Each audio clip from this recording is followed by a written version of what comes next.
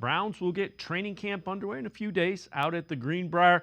Today, rookies, quarterbacks, and some of the banged-up, injured players reported to Berea. In advance of that, also over the weekend, Nick Chubb posted a little bit of a video getting ready for training camp.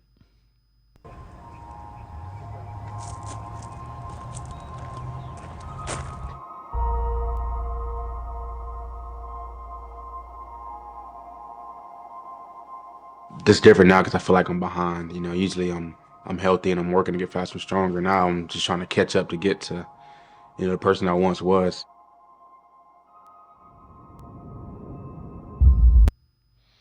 Let's welcome in Scott Petrak, Browns beat reporter for the Elyria Chronicle-Telegram as well as BrownZone.com. And Scott, we'll get to the article that you wrote, just issues that the Browns have to work through in training camp in just a minute. Nick Chubb, we've seen him squat and we've seen him doing lateral work. It's kind of interesting. We'll see what the Browns do with him. That's going to be really interesting. Yeah, I mean, I expect him to start camp on the PUP list, right? There's no reason to rush him. He's coming off severe damage to the knee, multiple surgeries. He's had that knee operated on before. So there's no need to rush him, but it's got to be encouraging for fans. When we talked to Nick in June, which is the first time we talked to him since the injury September 18th, he wouldn't commit to a date when he'd practice. He wouldn't commit to a goal for, a return to games. But then you see the lateral movement, the squatting, like you mentioned, the video, and it's all really encouraging. I think they're